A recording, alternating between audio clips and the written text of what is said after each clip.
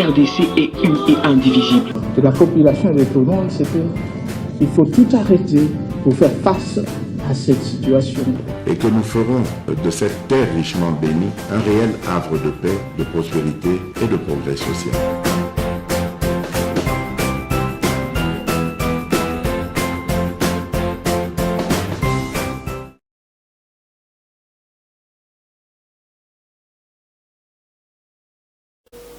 Watata wa mama, jambo yenu, jambo sana. Et partout vous nous suivez, merci. Tozali ko sepela kopesa bino mbote, bozali ebele, bozana Congo, bozali banda ya Congo, bozali na Congo central, bozana Matadi, bozana Bandundu, bozana Kikwit, bozana Lubau, bozana Mweneditu, bozana Kambo, bozolanda biso na Sankuru, chez Lambert Mende au Malanga, l'homme verbe facile. Vous nous suivez aussi à partir de Kikwit, chez Fumumpa. Vous nous suivez aussi na Boudjala. Vous nous suivez na Maïndombe. Rita Bola, moi, Mamaza, gouverneur. Vous nous suivez partout. Boza Ebele. Merci Namour, na fidélité, Bopesi, MKB officiel. Bozola Ndabiso wana Kishasa. Bozana commune ya Masina. Bozana commune ya Njili. Bozola Ndabiso na Ngaba. Bozola Ndabiso na Monga Fula. Bozola Ndabiso na Kimbanseke. Vous nous suivez na Gombe, Barumbu, Lingwala, commune ya Kishasa, Mabele Mama. Vous nous suivez de partout. Merci pour tout ce que vous faites pour nous. Merci na amour, merci na accompagnement, merci. Et merci. Question du jour.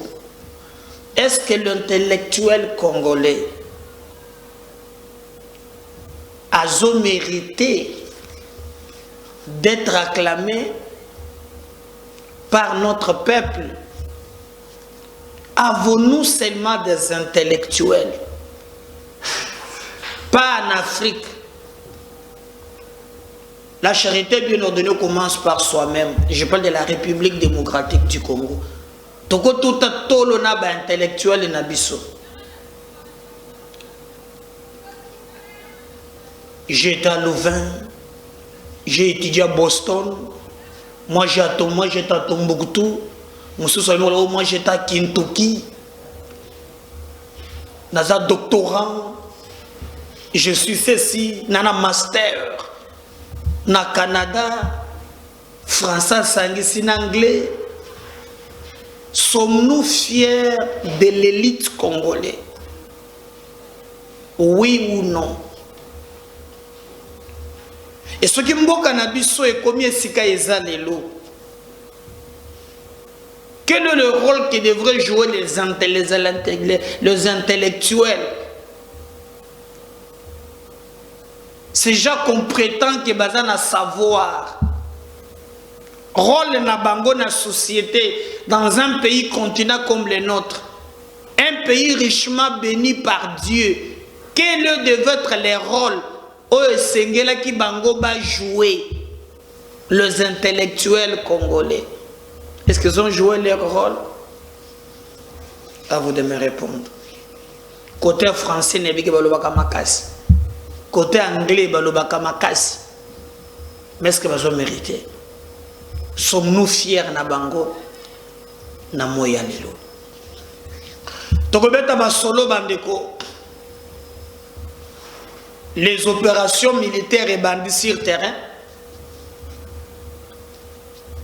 Nzoka Rwanda kosaka biso. Comme d'habitude, oh non, yaka awa poeteye izakana ba FDLR ndeba bundi sakaye ndeba sala kaboye. Nzoka lukuta Rwanda abetaka masolo na batuwana babeti biso virgule bazumi na bangombe na bango oyo utaka na Rwanda bakomi kobokola yango epai na biso. Mais pour moi que complicité ya congolais eza kaka ya libanda te nzoka même peuple na biso azo collaborer na ba infiltré peuple na biso boyo quand même regret ya armée. Comment nos militaires regrettent tuer ya bandi ba opération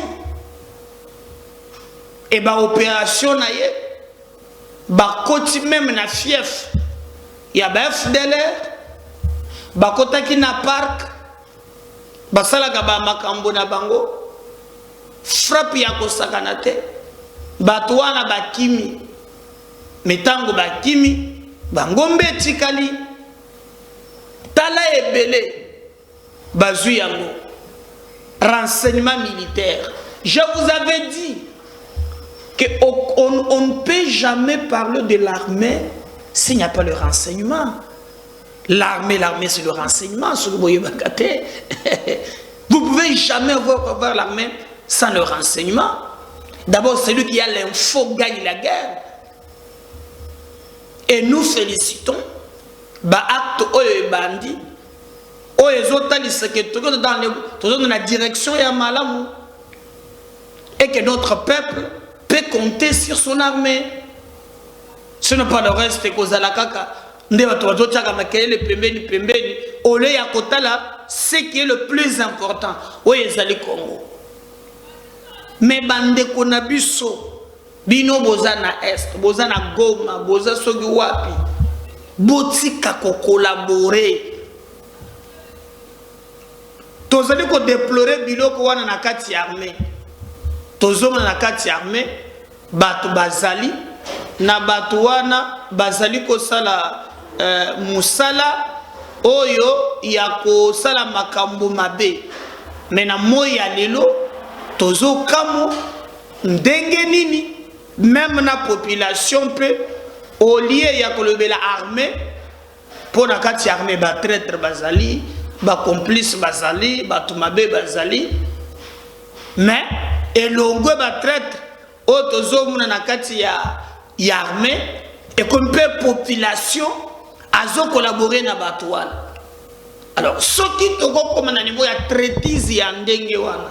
Je me souviens quelqu'un m'avait dit que de Gomedar yo zo mona passe ozolo bazo bande konanga na est mais pona nini batouana bazo sala bango bonde bazo collaborer na ba rebelle hein. D'ailleurs moko ebsakinga que non même biloko yo kaka o bakoti babomi batu boyo ezalaka ba rebelle mususu soki bakoti kuna babomi bande kona bango bazu minere bake koteka bayaka même na mbongo basimbisi ba mususu banda ko sala bradage bo changer banda ko sala monnaie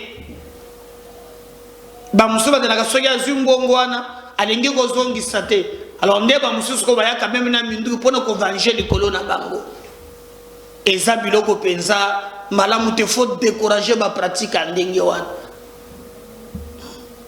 peuple akolinga te ozala kozo collaborer na munguna pona ba intérêt na yo alors que tes propres frères bazo bomaka bango mikolo nyons na ba rwandais tout ça ce peuple te mais chiwewe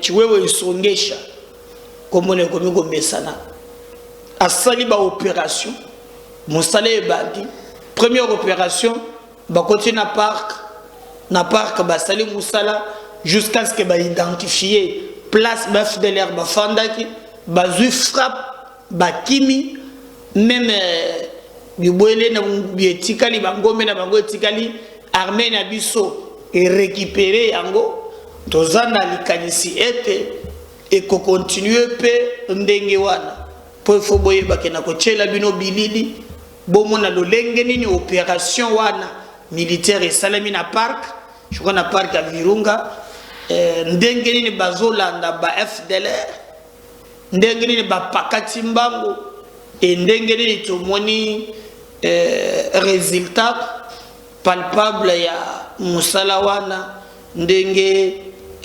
esengeli moko na moko aina leçon ya kotirer par rapport ya likambo wana et biso na MKB officiel tolukaka info pe total sabino à quel niveau mboka na bino ezali kotambola. Et nous croyons aussi que le même musala ndenge basali yango awa bakosala yango na Bunagana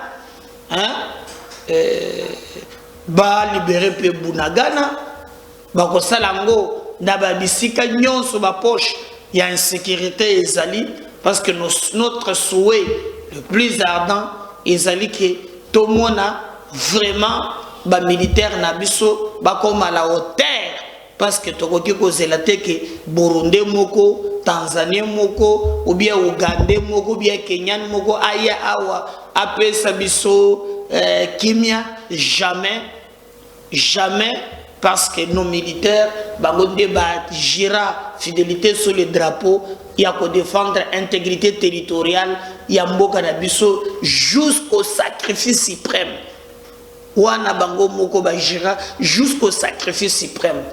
Donc pour nous aujourd'hui le plus important est oyo tozali komona sur terrain et nous pensons que ba opération et bandi et s'étendre et que de musika tout le monde vraiment ba résultat il y a solo.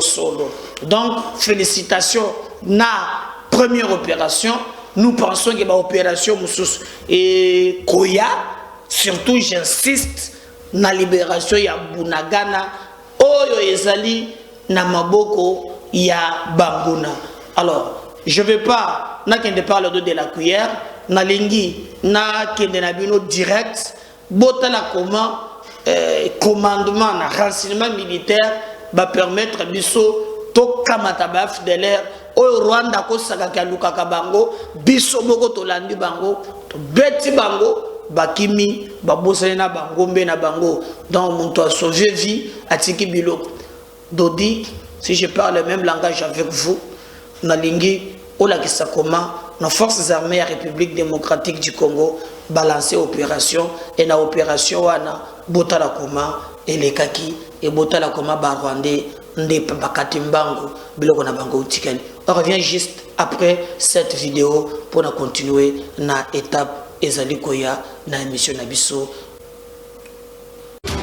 Ba FARDC basali patrouille makasi na parc national ya Virunga pour contrôler soki monguna akoti na kati lokola déjà bayokaki mouvement mabeba côté wana balobi basala nanu patrouille. Commandant secteur opérationnel Sokolade pe commandant adjoint ya 34e région militaire chargé des opérations pe ya renseignement ba sangisi ba troupe ba koti na kati boy na musika ba moni ba rebelle ya FDLR vedi ba rebelle ba bundisaka Rwanda ba attaquer bango ba rebelle ba kimi bota ba campement na bango ne batiki esika biloko na bango ba tchaki mukete boy ba pusani he ba tala boy tala bango mbebele zo bima nzoka ne bangombe ba FDLR ba kotsa bango na parc s'il vous plaît ba boko la bango na kati donc rebelle azui sukuma kimi atiki bangombe kaka ndenge bomoni boye et FARDC a récupéré bango yoka communication. Vous aviez vu en plein parc les FDLR et notre population sont en train de garder des vaches ici.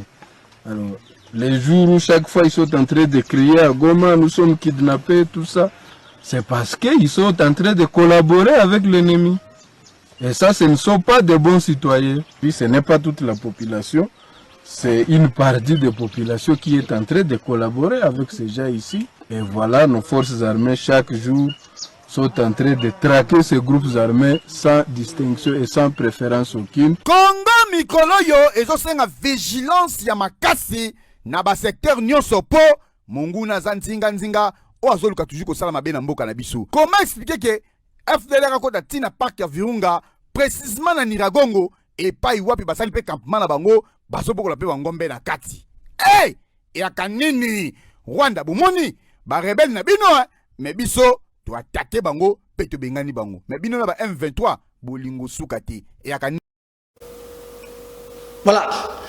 Je crois que Bolandi, bien moko bo moni, comment l'opération est les kaki, mais n'angambo moussous, sengeli boye bake, lobby président de la République à reconnaître ba grade, on bazolo ba à reconnaître ba grade, troupe à régie et l'équipe.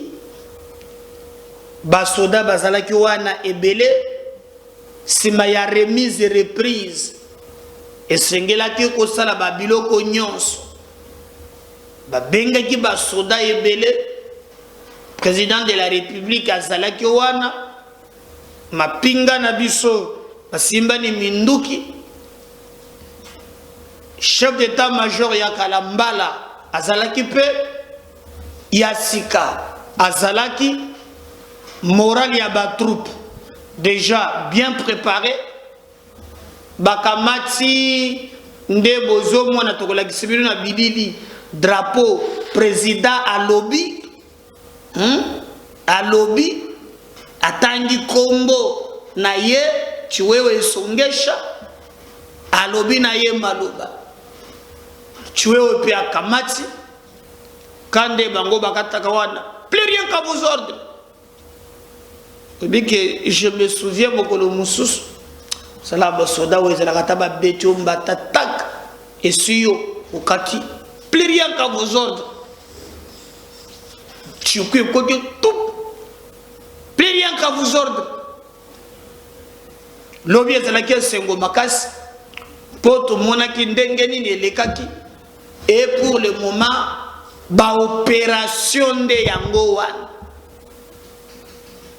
Obiso tozali ko senga na motema mobimba tomona sur terrain ba réalisation ya solo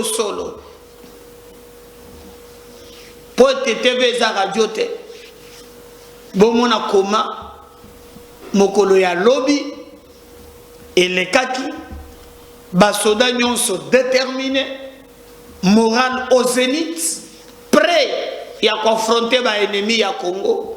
Surtout pour donner la victoire à notre peuple. Kolongola biso sonne d'un pays qui négocie qu'à genoux. Mais Kotonga armé pour défendre ces grands pays, au-delà de 9 voisins. Il faut tous un pays où il y a une armée capable de confronter 9 situations à la fois. Il faut le faire. Il faut la volonté. Il faut aussi une vision claire, nette sur comment tokoki kosanga kotonga armée na biso soki otalaki te comment ezalaki lobby ndenge nini elekaki. Moi avec nos équipes mosala na biso yango wana koyebisa yo nini ezoleka na mboka na yo ata libanda ozala fier ya kototela Congo tolo parce que partout tozali on aimait que ces choix et aujourd'hui MKB officiel vous donne cette opportunité de rester en contact avec la République démocratique, surtout en temps réel. Sur l'information, nous faisons l'effort, Yakopé Sayo et Yango. Lobby, Basoda, Bazalaki déterminé, Botala morale de Nabango, et les Kakiwap, Naka Kokolo.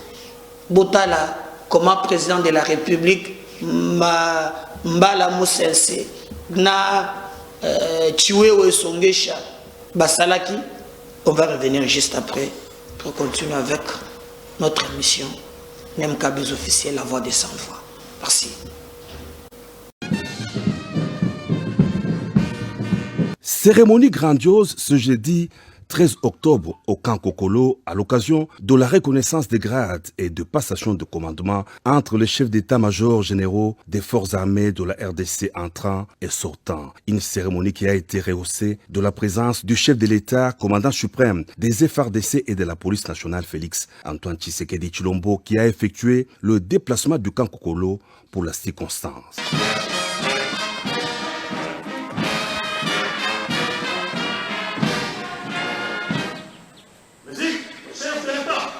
Le président de la République reçoit les honneurs militaires. Il passe les troupes en revue avant d'être installé à la tribune d'honneur où l'on a noté la présence des chefs des institutions de la République, le président du Sénat Modeste Bahati Lukwebo, le Premier ministre Samalou Kondé, des généraux et plusieurs autres épaules galonnées. Tout commence par les mots du chef d'état-major général sortant Célestin Bala, qui a rendu un hommage au chef de l'État et lui a exprimé sa gratitude et ses remerciements pour son soutien durant tout son mandat. Il a ensuite souhaité plein succès à son successeur, le lieutenant-général Christian Chiwewe, nouveau chef d'état-major général des FARDC, dans l'exercice de son commandement. Après la lecture de l'ordonnance portant nomination du chef d'état-major général, le ministre de la Défense, Gilbert Kabanda, a très respectueusement invité le président de la République à féliciter le lieutenant-général Christian Chiwewe, qui a reçu l'étendard des commandements des mains du commandant suprême. Lieutenant-général Christian Chiwewe Songesa, je vous donne cet étendard, symbole de votre commandement, que je vous demande de défendre jusqu'au sacrifice suprême. À vos excellences. Mes très sincères félicitations. Merci.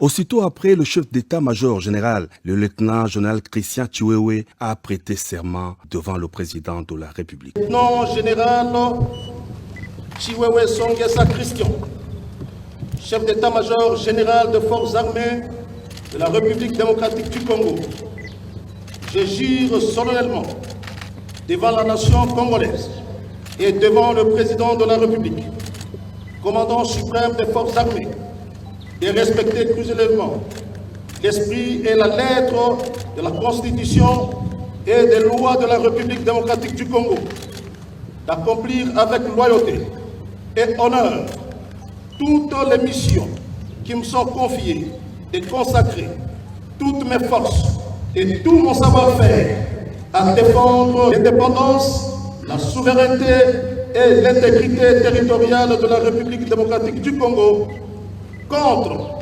toute forme de menace à caractère militaire, d'invasion ou d'agression, et cela jusqu'au sacrifice suprême.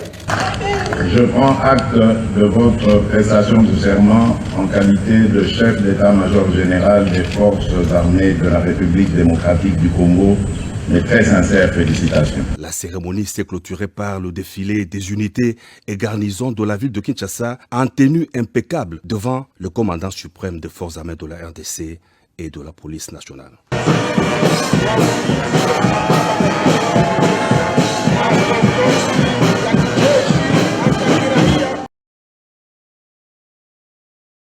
Fermez les bancs. Livrez les bancs.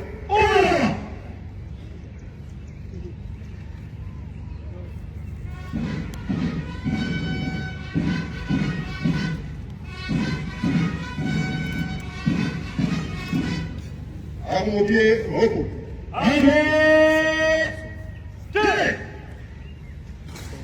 Repos. Excellence, Monsieur le Président de la République, chef de l'État et commandant suprême des forces armées de la République démocratique du Congo. Honorable Président du Sénat, honorable Président du Parlement, aussi représenté, Excellence, Monsieur le Premier ministre, distingués invités, en vos titres et qualités. Excellent. Au nom de tous les membres des forces armées de la République démocratique du Congo et au mien propre, permettez-moi de rendre les hommages les plus mérités à votre suprême autorité à l'occasion de la cérémonie de passation du commandement à la tête de l'état-major général des forces armées de la République démocratique du Congo. Excellent. Je profite de cette exceptionnelle occasion pour témoigner à votre suprême autorité toute ma gratitude et vous présenter mes sincères remerciements pour la confiance que vous avez réservée à ma modeste personne durant mon mandat à la tête des forces armées. Ces remerciements sont autant appuyés à l'égard de votre suprême autorité pour m'avoir renouvelé cette confiance en un moment de haute portée historique de notre pays, qui, depuis son accession à la souveraineté internationale, a connu sa première alternance politique. C'est aussi pour moi un ultime devoir de réitérer à votre suprême autorité mes remerciements pour avoir voté le secteur de défense des textes appropriés dont la loi de programmation militaire, qui, de ce fait, constitue la pierre qui contribuera absolument à développer les capacités opérationnelles des forces armées de la République démocratique du Congo par l'acquisition progressive des équipements majeurs en vue d'enrayer l'insécurité et les menaces multiformes émergentes auxquelles fait face notre pays. C'est déjà un effort important qui augure à coup sûr, et d'ici quelques années, la montée en puissance de notre outil de défense.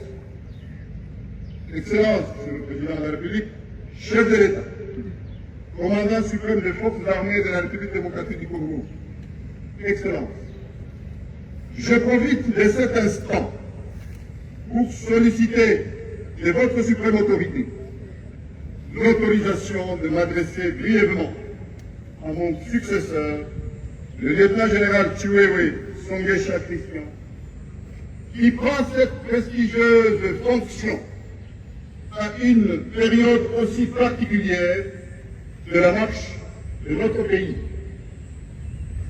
Général, de prime abord, je m'acquitte du noble devoir d'adresser à vous et à toute votre équipe de vives félicitations pour votre désignation à cette prestigieuse fonction au sein des forces armées de la République démocratique du Congo et vous souhaite un succès dans l'exercice de votre commandement.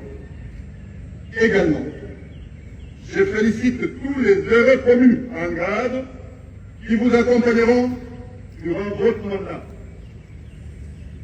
À ce stade, il s'est de souligner que vous arrivez à la fonction du chef d'état-major général au moment où notre pays est confronté aux enjeux réels, principalement la guerre qui écume l'Est de notre pays et les conflits communautaires qui viennent d'émerger à l'ouest de la République, précisément dans le territoire de Kwamut, en province de Maïnlomé. Connaissant votre sens aigu d'écoute et vos capacités managériales, mon espoir est tout intact. Et par conséquent, je reste tout persuadé que vous définirez des stratégies adéquates en vous appuyant sur les réformes en cours afin d'atteindre les objectifs arrêtés par le commandant suprême. À cette période, durant laquelle notre pays est victime d'une instabilité provoquée par une agression extérieure, les forces armées de la République démocratique du Congo bénéficient d'un appui considérable de la population congolaise de tous bords dans le cadre du lien armée-nation que notre pays n'a jamais connu auparavant. Comme vous me succédez à la tête des forces armées de la République démocratique du Congo, je vous suggère de tout mettre en œuvre pour consolider, coordonner et faire bon usage de cet appui à haute portée historique manifesté par une population qui n'a besoin que de sa sécurité, sa paix et son développement. Excellence, Monsieur le Président de la République, chef de l'État, commandant suprême des forces armées de la République démocratique du Congo, Excellence, je ne peux boucler mon propos sans solliciter de votre suprême autorité le privilège d'adresser quelques mots à tous les voyants militaires des FARDC en Lingala.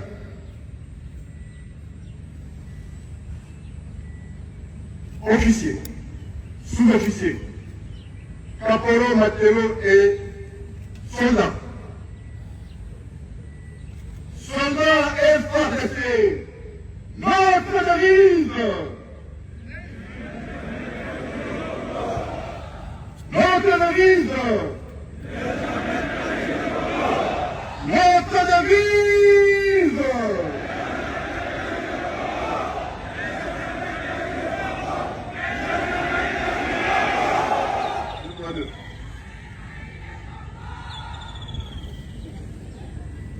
Mampinga ya forces armées de la République démocratique du Congo, ipai nyonso ozwani ya liboso. Napesi bino merci mingi mpona appui na discipline na bino oyo bolakisaki na misala nyonso oyo tosalaki elongo. Nasengi Nzambe abatela bino moko na moko, abatela mpe mabota na bino nyonso. Na yango natongi Nzambe mpe commandant suprême ya mampinga na biso mpo na confiance apesaki ngai ya mibale. Na ye kolakisa bino mokonzi ya sika ya mampinga ya biso nyonso. Mpona lelo mokonzi ya bino oyo akomoli ngai lelo ezali lieutenant général Chiwewe Songia Christian. Bokotosa ye na manso oyo akoloba mpe akosenga bino engelele na mipeko ya mboka mpe na réglement militaire. Que vive les forces armées.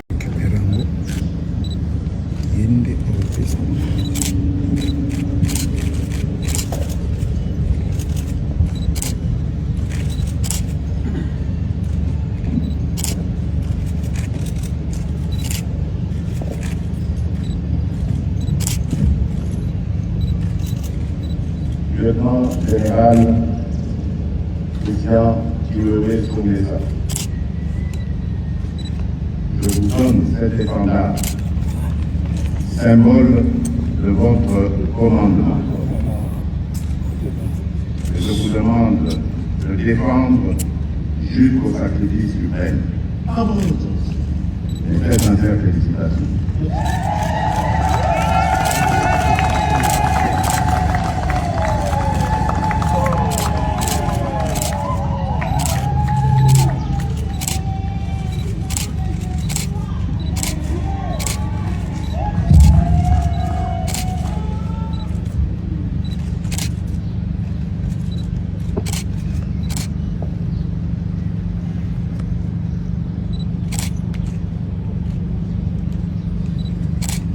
Veuillez vous asseoir.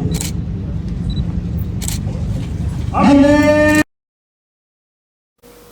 Voilà.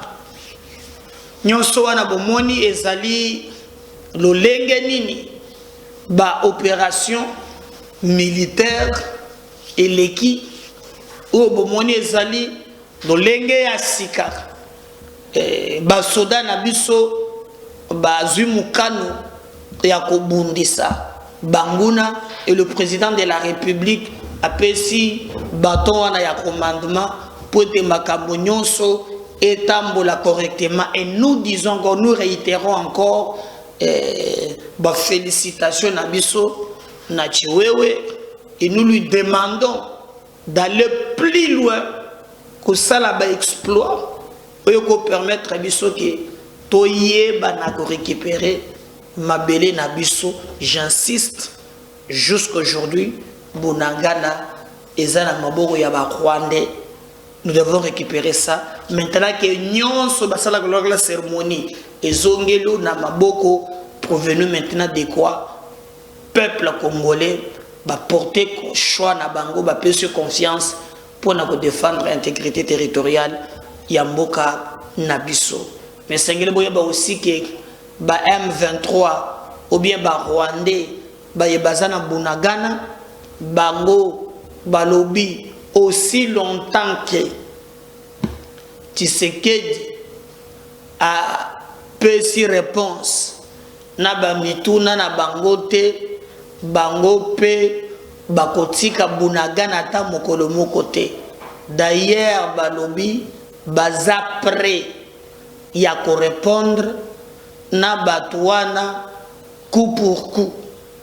Et nous, ce qui nous intéresse, et ça maintenant il y a komona si armée na biso ko sala asso batu ya liboso parce que na kolandi sandenge bango bazoloba baloba ko se défendre jusqu'au bout.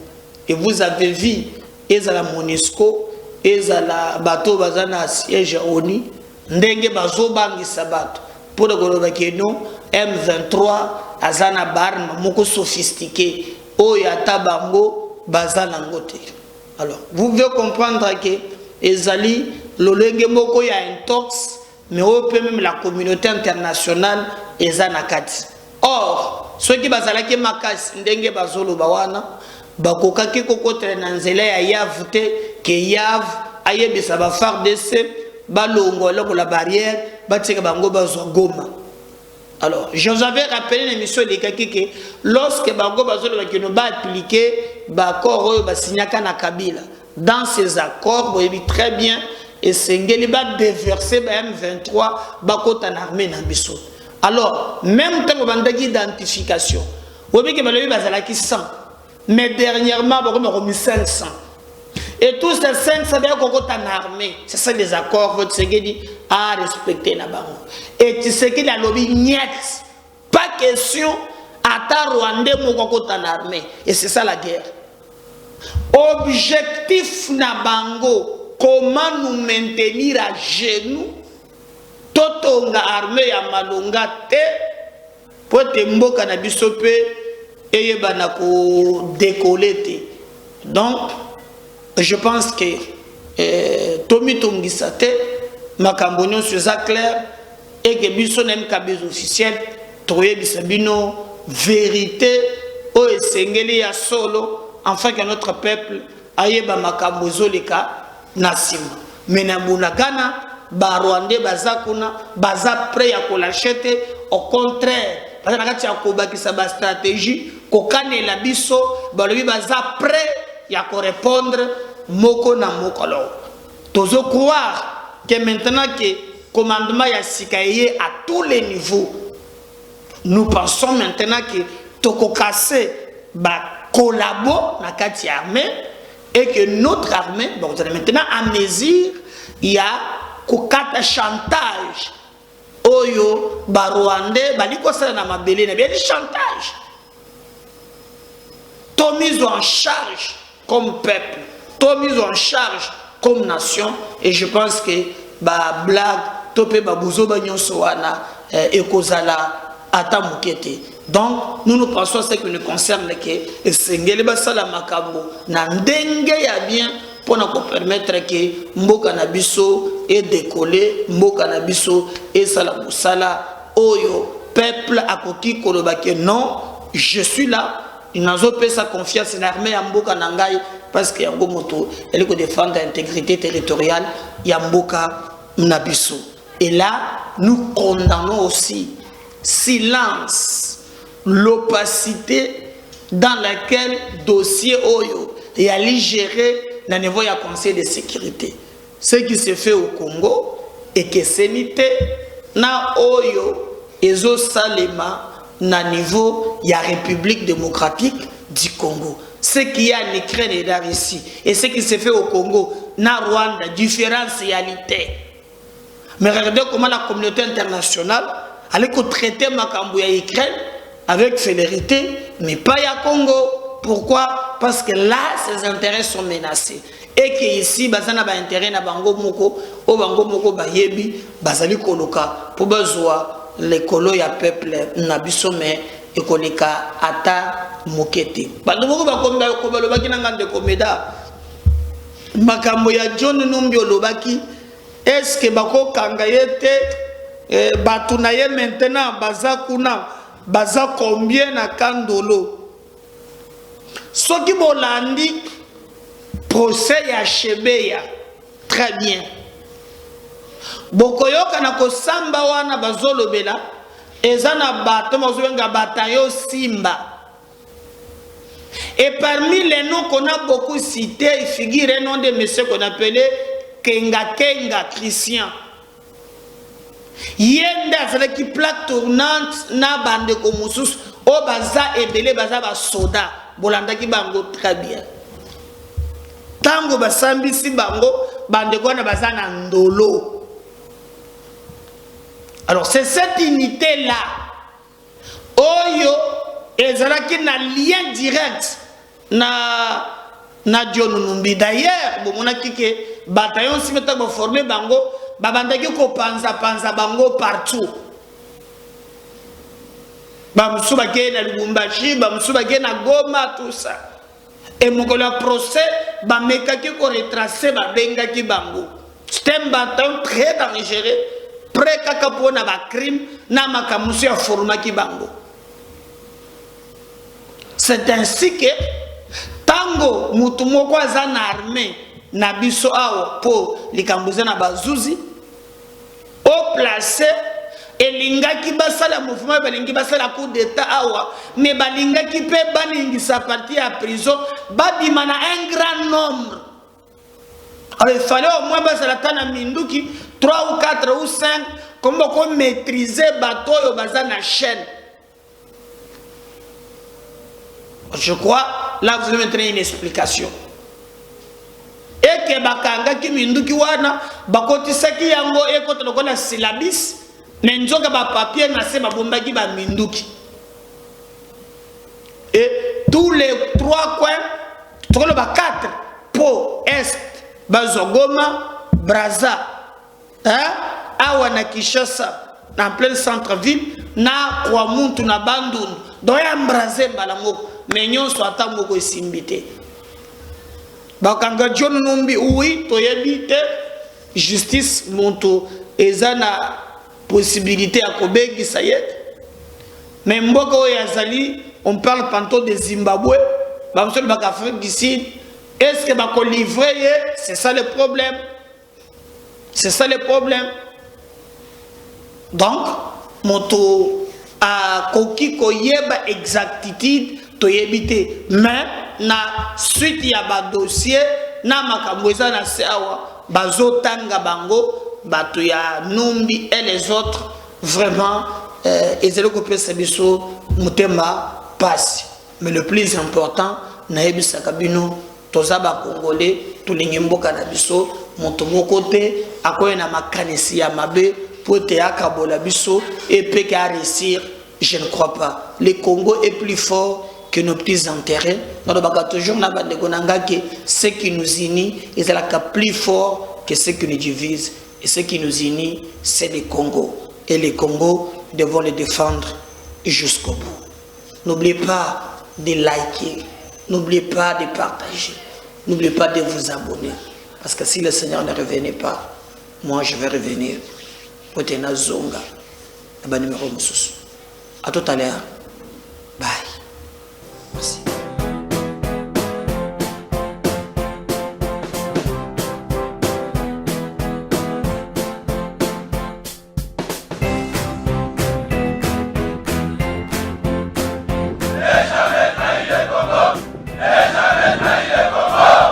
RDC est une et indivisible. De la population et de tout le monde, c'était il faut tout arrêter pour faire face à cette situation. Et que nous ferons de cette terre richement bénie un réel havre de paix, de prospérité et de progrès social.